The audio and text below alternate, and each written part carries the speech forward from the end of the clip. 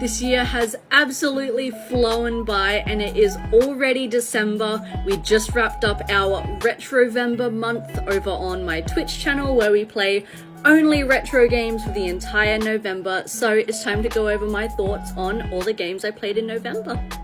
First, we finally got into Silent Hill 1. I was able to find this game for $25 on the PS3 store, which is incredible considering it's normally like $250, and we played Silent Hill 2 and 3 a little while ago, so it was finally time to see where it all began. Now, Silent Hill 1, I'm actually ranking it about the same as Silent Hill 3. It's getting an 8 out of 10. There's some things that bring it up, and there's some things that bring it down. Starting with the pros, the monsters in this one I actually really like. Air screamers genuinely feel like a threat, unlike the slow, hobbling bobblehead nurses. I really like the story. I like the whole cult thing. They do touch on it like slightly in 3, obviously, especially at the very end. I won't spoil anything, but I do like the story of this one, and out of the 3 original Silent Hill games, this one, funnily enough, actually scared me the most. The atmosphere and just the overall vibe, the sound design, the camera angles, everything. This game had me feeling so much more unsettled than 2 and 3 combined. So that's really nice, considering how terrible it looks, which leads us into the cons.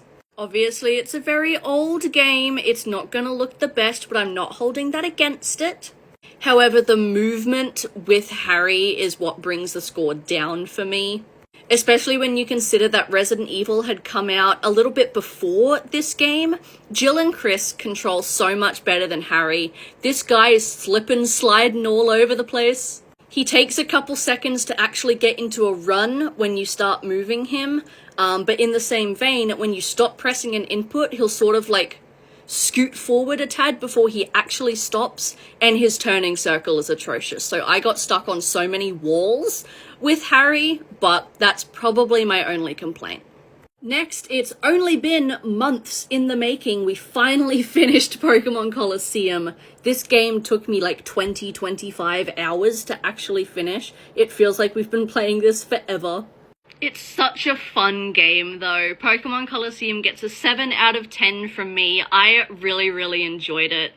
I don't know what the decision-making situation was at Game Freak, but these spin-off games like Stadium and Colosseum have so much better animations than the main games did at these point. Like, seeing all the Pokemon in 3D, their animations feel so lifelike, like they actually look like they're alive and moving around in battle, and it's super cool. The soundtrack's banging.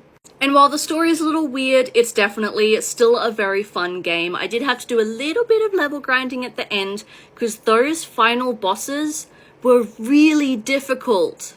Some of the battles in this actually kind of test your strength, and I like that.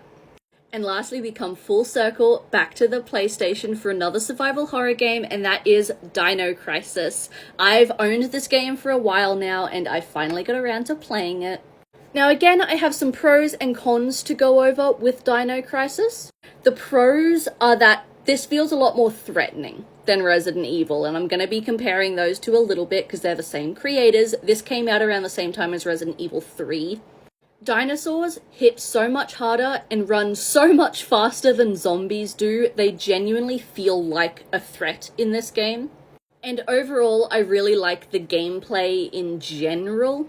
I love me a good survival horror. The entire game basically takes place in the same facility, and you're just backtracking the entire way, which on one hand may seem boring, but I didn't mind it because each area felt different enough as you progressed. It felt like I was still discovering new places and learning my way around. To the cons, however, kind of comes into that. The map in this game, garbage. Not necessarily that it's bad. But I think I was a little bit spoiled coming into playing this after having done Silent Hill, because I could not find my way around this map for shit. It would tell you which room you're in and which doors were locked, but it wouldn't tell you what the doors were locked with. You don't know which direction you're facing in the room. There's no like real-time markers or anything like that, so I got lost a lot. And in saying that, the puzzles as well, this game is tough. It is so much harder than Resident Evil. I don't think I would have gotten even a quarter of the way through this game if it weren't for a walkthrough guide. Like, the puzzles and just navigation in general are super difficult. But overall, I had a wonderful time playing these games this month. They're ones that I've wanted to play for a very, very long time, and I'm glad I finally got around to it. If you guys enjoy these rankings as well, keep an eye out on my YouTube channel.